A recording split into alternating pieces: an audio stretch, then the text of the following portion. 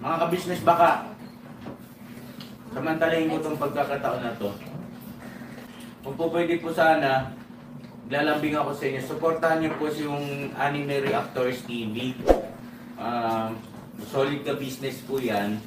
Tapos ano po kasi siya, bedridden na po, mga ka-business. So sa pamamagitan ng pagbablog, awa ng Diyos nga, na-monetize na siya. Nagkakaroon siya ng kaunting revenue. Kaya maliliit lang kasi yung views niya. Baka pwede po suportahan natin si Anime Reactors TV. Yan. Pero bedridden na po siya.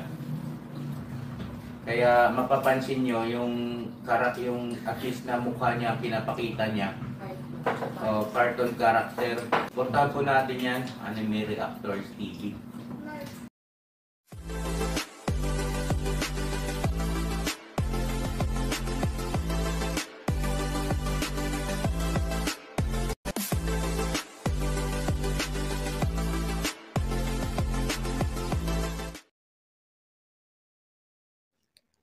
Hello guys, mapagpalang araw po sa ating lahat.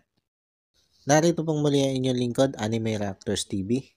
At sa mga hindi pa po nakaka-subscribe dyan sa aking munting channel, ay baka pwede naman pong makipindot na po na subscribe button. At makilike and share na rin po ng aking mga video. At patuloy din po natin suportahan ang Mag-amang Ka-Business Official at Papa Dins TV. At ganun din po yung kanilang second YouTube channel na Ka-Business Family. Yun, panibagong araw, panibagong reaction ulit tayo guys. At for today's video po ay gawan po natin ng reaction. Itong vlog ni Ka-Business na patungkol dito sa pagtatampuhan nito mag-asawang Bay Papaya at nito si Junjun. At ito nga po, dito sa vlog ni Ka-Business na patungkol dito kay Tony, habang sila nga po yung nagsasayawan at nagkakasiyahan, ay bigla napansin nitong si Ka-Business na wala dito si Bay. At nung hanapin ni Ka-Business itong si Bay, ay nakita niyang nandun sa kabilang tabi. At tila ba may mabigat itong pinagdadaanan. Kaya naman tinawag ito ni Ka-Business at tinanong kung ano ba yung pinagmumukmok nitong si Bay. At ang banggit nga po nitong si Bay ay nagkatampuhan daw kasi sila ni Junjun. Dahil gusto nga daw niyang ibenta yung kanyang motor at gusto niyang bumili ng bago na katulad ng motor ni Intoy. Kaya nga lang ang problema ay ayaw pumayag nitong si Junjun. Kaya ito yung dahilan kung bakit nagmumukmok siya ng ganito. At dagdag pa nito si Bay, kasi nga daw, itong motor na ito ay matagal na niyang pinapangarap. Bago pa man daw bumili itong si Intoy, ay matagal niya ng pangarap itong motor na ganito. Kaya ang gusto niya ay ibenta na lang itong kanyang motor. At yun nga, ang mapapagbentahan ng kanyang motor ay idadagdag dun sa kanilang savings para bumili ng bagong motor na katulad nitong motor nitong si Intoy. Kaya lang ang sabi daw ni Junjun ay yung savings nila ay gusto ni Junjun na gamitin sa pag-aaral nitong si Koykoy. Kumbaga sa kinabukasan nitong si Koykoy. Pero yung ganong punto ni Junjun ay hindi maunawaan nitong si Papaya. At ang isa pa sa pinaghihimutok nitong si Bay Papaya ay pag itong si Junjun daw ay may gustong bilhin, ay hindi naman siya tumututol o hindi siya tumatanggi. Pero pag siya daw may gustong bilhin, ay eto nga, hindi pumapayag itong si Junjun. Alam mo ba sa inastamong ito, ang iisipin dito ng mga viewers, lalo na mga basher mo, ay naiinggit ka dito kay Intoy. Kahit pa sinabi mo na yung motor na yan ay matagal mo ng pangarap bago pa man bumili ito si Intoy ng motor. Ang iisipin pa rin ng mga basher mo dyan ay naiinggit ka dito kay Intoy. Kaya ganyan ka. Kaya nagpuputok yung butsi mo nung hindi ka payagan nitong si Junjun. Tapos ito pa, yung isa pang katwiran nito si Bay Papaya. Hindi ko lang alam kung maiinis o matutuwa kayo dito sa katwirang ito ni Papaya. Kasi ang katwiran nito si Papaya, hindi daw natin alam kung bukas ay buhay pa tayo. Kaya ang gusto niya ay mabili na niya yung bagay na pinakamimiti niya, yung bagay na pinakapapangarap niya. Yun nga yung motor na katulad nung kay Intoy. Dahil yun daw yung pangarap niya At gusto daw niyang i-enjoy yung buhay na meron pa siya. Dahil hindi nga daw natin alam kung bukas ay buhay pa tayo. Kaya lang dito sa katwiran niyang ito ay wala siyang pakialam kung maubos yung kanilang savings. Basta ang importante ay mabili niya yung kanyang gusto. Basta ma-enjoy niya yung buhay na gusto niyang i-enjoy. Alam mo ba, tama ka naman Hindi natin alam kung bukas ba ay buhay pa tayo o wala na tayo. Pero dyan sa katwiran mong yan, na di baling magastos mo o maubos nyo yung savings nyo para lang mabili yung gusto mo, para ma-enjoy mo yung buhay mo habang nandito ka pa sa ibabaw ng mundo. Maling-mali yun, bay.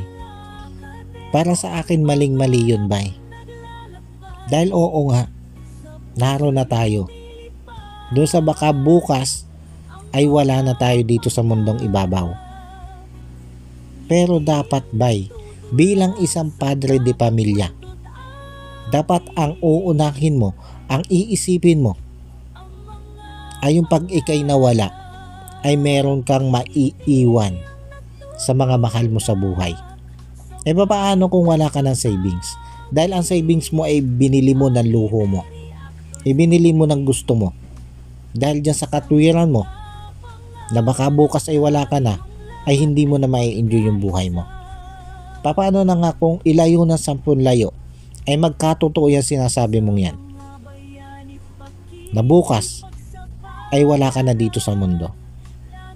Ngayon, dahil in-enjoy mo yung buhay mo, inubos mo yung savings nyo, paano naman yung maiiwan mo? Paano na yung mag-ina mo? Ano na yung magiging buhay na mag-ina mo?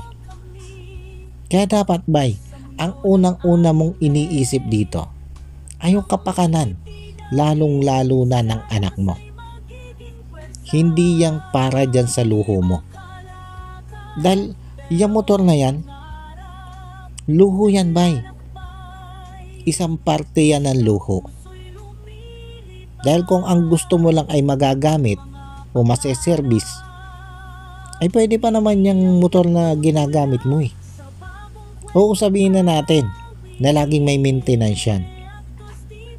Pero siguro naman yung maintenance niyan ay hindi aabot ng mahigit 80,000 sa looban ng 1 taon. Di ba? Ano ba naman yung mag-antay-antay ka na makaipon kayo ng sapat para makabili ka niyang motor na yan? Yung sapat na ipon, yung pag bumili ka ng motor na yan, ay may matitira pa na savings para sa kinabukasan ng iyong anak. Tapos dahil yan sa sama ng loob mong yan kay Junjun, ay inilaglag mo pa ito si Junjun na yung vlog nyo ay tila pakitan tao na lang. Katulad na lang halimbawa ng pangangain ni Junjun ng gulay.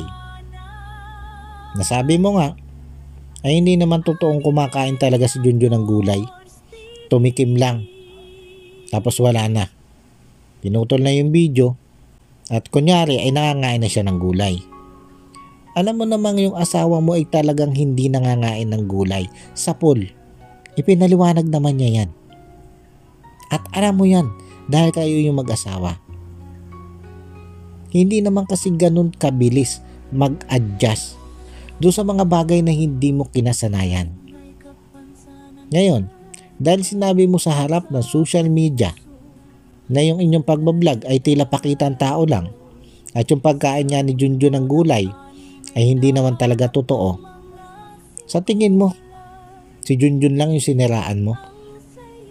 O sa tingin mo, pag nasiraan mo si Junjun, ay hindi ka apektado? Diyan ka nagkakamali, bay. Dahil ang totoo, hindi lang kayong mag-asawa ang apektado dyan. Once na humina yung channel nyo, dahil nga dyan sa sinabi mo, na tila ba niloloko nyo lang yung mga viewers, pati yung napipintong magandang kinabukasan ng anak nyo, ay apektado din. Dahil paano kung wala na manood sa inyo? Samantalang kung magpapatuloy yung lakas ng channel nyo, ay masisigurado nyo ng buwan-buwan ay may maiitabi kayo para sa kinabukasan ng anak nyo. Alam mo ba, sa totoo lang, sa inasta mong ito, napaka-immature mo. Hindi ka man lang marunong mag-isip. Na kung tutuusin, yung sinabi ni Junjun na yung savings nyo ay ang gusto niya ay mailaan nyo sa pag-aaral ng anak nyo o sa kinabukasan ng anak nyo, ay napakagandang idea nun. Pero ikaw, nang dahil diyan sa gusto mong motor, diyan sa sinasabi mong pangarap mong motor, ay hindi mo maunawaan sa puntong yun si Junjun. Na tila ba kinakalimutan mo na yung para sa anak mo, yung para sa kinabukasan ng anak mo. Masunod lang yan luho mo. Ako ba, hindi mo ako basher? Alam mo yan, hindi mo ako basher. Pero itong inasta mong ito, itong pinakita mong ugaling ito, sobra ako nadismaya. Sabi ko nga, napaka-immature naman ng taong ito. Nahalip na ang isipin ay yung kinabukasan ng kanyang anak, ay hindi. Magagalit pa siya dun sa kanyang asawa na ang iniisip lang naman ay yung kinabukasan ng kanilang anak. Dapat nga matuwa ka na ang iniisip nitong asawa mo yung kinabukasan ng anak nyo. Diba, paano na lang kung pumayag agad ito diyan sa gusto mo na mabili yan luho mo, at pumayag ito na gastusin yung savings nyo? Paano na lang yung kinabukasan ni Koy Koy? Alam mo ba, ang tingin ko sa'yo sa pagkakataong ito, yung tipo bang pag may nagustuhan ka, ay ang gusto mo ay ura-uradang makuha mo, na hindi ka na nag-iisip na paano na kaya ang bukas, paano na kaya ang aming kinabukasan, o paano na kaya ang kinabukasan ng anak ko. Ano ba, sa totoo lang, dapat ang isang padre de pamilya, ang unang-unang iniisip niyan dapat ay yung kinabukasan ng kanyang anak. Kumbaga, pangalawa na lang yan luho. At kalimitan niya, isinasantabi na yan luho para meron ka lang maipon para doon sa kinabukasan ng anak mo. Pero ikaw baligtad Di baling maubos yung ipon nyo para dyan sa luho mo, at isasantabi mo na lang yung para doon sa kinabukasan ng anak mo. Ganun yung nakikita ko Dahil dyan sa ikinatwiran mong yan, ayun yung lumalabas na gusto mong mangyari. Tapos ipaghihimutok mo pa na ito si Junjun, pag may gusto ay nabibili niya. Tapos pag ikaw ay hindi mo mabili. Ay gaano ba kamahal yung mga gusto ni Junjun? Baka naman yung mga gusto ni Junjun ay mga damit lang na hindi pa aabot ng 1,000. Ay bay, isipin mo na yung gusto mo ay hihigit niyan sa 80,000. Katulad nitong kay Intoy, inabot ito ng 87,000. Yung bang gusto ni Junjun na mga gamit na binibili niya ay umaabot ng ganun kamahal? Siguro naman kung yung gusto mong bilhin yan ay nasa 5,000 lang, nasa 10,000 lang, siguro naman ito si Junjun ay hindi din tatanggi sa'yo. Pero hindi ba dahil yung gusto mong bilhin ay humigit kumulang sa 100,000 piso. Gano'ng kalaking pera yun? Kaya mag-isip ka ba Hindi naman kasi sapatos lang yung bibilhin mo eh. Na kayang-kaya nyong hugutin dun sa savings nyo. Na hindi masasaalang-alang ang para sa kinabukasan ng anak mo. At ang masakit pa dito, bay, dyan sa ipinakita mong yan, ay tila ba handa mong talikuran ang asawa mo dahil lang dyan sa material na bagay na gusto mong yan. Pinapalabas mo kasi dito sa mga sinasabi mong ito na mas mahalaga pa yung motor na yan kaysa dyan sa asawa mo. Gaano katindi ang isipan mong yan, bay, na yung asawa mo handa mong ipagpalit dyan sa material na bagay? Grabe ka naman, bay. Tapos ito nga, guys, dahil nga dito sa ganitong sentimiento nitong si Bay Papaya, ay minabuti nito si Ka-Business na pagharapin itong si Bay Papaya at si Junjun para nga mapag-ayos nila. At dito nga po, sa isang vlog ni Ka-Business na kung saan ay pinagharap na niya ito mag-asawang ito, kasama silang dalawa ni Mrs. Ka-Business, ay ito yung naging katwiran ni Junjun. Hindi daw naman siya tumututol na bumili itong si Bay ng motor, pero ang pakiusap daw niya ay wag muna ngayon dahil hindi pa kaya ng savings nila kung bibili na ngayon si Bay ng motor. At kung ipipilit daw nito si Bay na bumili ng motor, hindi nga daw may iwasang magalaw itong savings ni Koy Koy. Na itong savings ni Koy Koy na ito, kalimitan dito ay galing doon sa sponsor na nagpapadala dito kay Koy Koy. Na ang payo nga nila Mr. and Mrs. Ka-Business ay i-savings para nga dito sa kinabukasan nito si Koy Koy, para dito sa pag-aaral nito si Koy Koy. Kaya sabi nga ni Junjun dito sa paghaharap na ito, ay papayag naman siyang bumili ng motor itong si Bay Papaya ngayon. Basta wag lang magagalaw ang savings nito si Koy Koy. Dahil ang suggestion naman pala nito si Junjun dito kay Bay Papaya ay mag-ipon muna sila. Pag nakapag-ipon sila ay saka bumili ito si Bay Papaya ng brand nyong motor. Dahil dito nga sa second hand ay masyado silang nagagastusan sa maintenance. Pero dito sa sinabing ito ni Junjun ay ito pa rin yung katwiran ni Bay Papaya na hindi nga daw nila alam kung bukas ay nandito pa sila sa mundong ibabaw. Kumbaga, ito pa rin yung iginigiit niyang katwiran. Alam mo ba itong katwiran mong ito? Napakaganda sana ng katwiran nito eh. Kung gagawin mo lang positibo. Kung ang iniisip mo sana ay mag-ipon ka na mag-ipon para sa kinabukasan ng anak mo. Dahil baka nga bukas ay wala ka na dito sa mundo. At least pag nawala ka, may ipon ka para sa kinabukasan ng anak mo. Kaya lang baligtad eh. Iba yung katwiran mo eh. Ang gusto mo kasi ay mabili na yung pinapangarap mo para ma-enjoy mo yung buhay hanggat ikay buhay pa.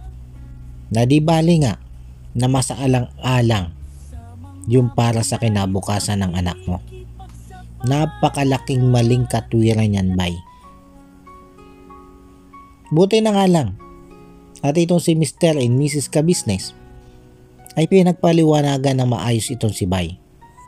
At sa paliwanag nito si Mr. and Mrs. Ka-Business ay eto, tila natauhan naman itong si Bay at sumang-ayon na rin dito sa idea ni Junjun na mag-ipon muna sila. At pag nakaipon na nga sila ng sapat na halaga para dun sa pinapangarap ng motor nitong si Bay, ay di saka bumili ng brand nyo at hindi yung second hand na lagi ng merong maintenance. At dito nga guys, sa paghaharap nito si Junjun at Papayang ito ay maganda naman yung kinalabasan nito dahil sa huli ay nagkasundo din ang dalawang ito at naging kwela pa nga ang pagkakasundo nitong dalawang ito. Dahil yung sabihin nga ni Ka-Business na ipakita nito si Bay Papaya at Junjun sa mga viewers na magkasundo na silang dalawa, ay nagkamay itong dalawang ito na para bang sa barangay lang nag-ayos. Kaya pati nga ito si Mrs. Ka-Business ay napatayo sa upuan sa tuwa dito sa dalawang mag-asawang ito. Alam niyo guys, sa totoo lang, ang nakikita kong katangian nito si Bay Papaya ay yun nga, sabi ko nga may pagka-immature at para bang may pagkaisip bata na rin. Sorry Bay ha, sabi ko nga hindi mo ako basher, pero ito kasi yung ipinakikita mo eh. Kaya sana naman Bay, sa mga ganitong pagkakataon, sana ang una mo munang isipin ay yung para dyan sa kinabukasan ng anak mo. Kumbaga, pangalawa na lang yung luho mo. Paano guys, hanggang dito na lang muna ulit po. At sana po yung nagustuhan nyo itong aking reaction video ito. At maraming salamat po doon sa patuloy pong sumusuporta at walang sawang nanonood sa aking mga video. At yun, sa mga hindi pa po nakaka-subscribe dyan, ay baka naman po pwedeng makapindot na po ng subscribe button at maki-like and share na rin po ng aking mga video. At bago po tayo magtapos ay gusto ko lang pong i-shoutout itong si Ma'am Nerissa ng New Jersey. Shoutout po sa inyo ma'am. At maraming salamat po doon sa patuloy nyo pong pagsuporta sa akin at sa wala nyo pong sawang panonood na aking mga video. At shoutout din po dito kay Ma'am Elena Capillo. At ganon din po dito kay Ma'am Arlene Taneyagashi ng Tokyo, Japan. At ganon din po dito kay Ma'am Tess Aberin. Shoutout po sa inyo. At syempre ganon din po dito sa aking mga kasamahang reactor, dito kay Ka-Business Official at Papa Dins TV, na sila Taong Gala, Mamplers Channel, Katangay PLC, Kalingap Turak, Alminda Mix Vlog, at Annalisa Reality Vlog. Shoutout po sa inyo. At yun, nakikisuyo din po ako na makisuportahan din po ito mga kasamahan kong reactor na ito. Muli po ay maraming salamat po at God bless po sa inyong lahat. Anime Reactors, shoutout po. Suportahan natin yan si Anime Reactors TV. Yan, pakisupport po natin. Siya po ay isang bidridden na mga ka-business. Check nyo po yung kanyang YouTube channel, Anime Reactors TV. Siya po siyang bidridden na, ayan, kahit papano nakakagawa-gawa siya ng mga reaction video patungkol sa Ka-Business Official. Suportahan po natin para kahit papano magkaroon siya ng revenue, may magamit siya sa pambili-bili man lang ng gamot. Ano po mga ka-business.